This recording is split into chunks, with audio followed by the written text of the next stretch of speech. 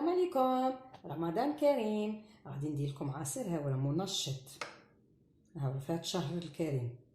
شافيه جبت حبه تاع خيار ما تكونش كبيره، ها لا نقيتها قلعت لها داك الجلاخ تاعها وداك الزريعه تاعها تاع اللي في الداخل، حبه تاع تشينا ها لا ولا طامسه، حبه تاع الليم. انا هادو كانوا في المجمد وريت لكم كيفاه نديرهم، راني جبتهم.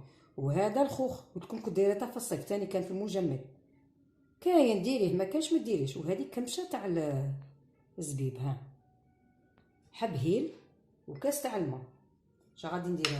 غادي نجيب بلاده، ها اش ندير هذاك الكاس تاع الماء كيما هاك، من بعد تكتبوا اش غادي نزيد له. كاس تاع الماء وندير له حب هيل، ها حب هيل مطحون، ها هو غادي ندير غير كميه هكا غير قليل باسكو هو شتو قوي بصح عنده فايده ما تامنوش. نديره هنايا بصح العصير يخرج هبال هبال.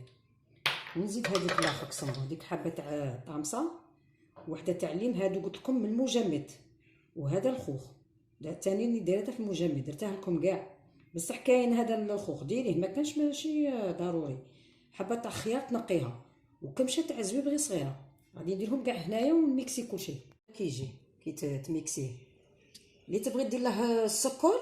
شغل انا الا بغيت ندير السكر ندير بني، سينو ندير العسل الطبيعي. هاولا كل وحده كيفاه تبغي الحلاوه. انا ما ندير له لا السكر لا عسل لا والو، نبغيه كيما هاك. اش نزيد له؟ نزيد له كاس تاع موزايا. هاولا دروك تيا كيما تبغي عندك. دروك تبغيه خفيف تبغيه متوسط تبغيه كل واحد كيفاه يبغي. اللي بغاه ثقيل يدير له غير شويه عندك كيما ها. نزيد له كاس تاع موزايا ايوا نعطيه لهم. قلت لك في الحلاوه نتيا كيما تبغي، تبغي العسل سكر بني ولا السكر العادي كيما راكي باغياته. هذا هو اللي خليته شويه داك الموزايا ارتاحت عندك كي تفرغيه. عندك شوفي كيجي عندك يجي ما كانش يشهي.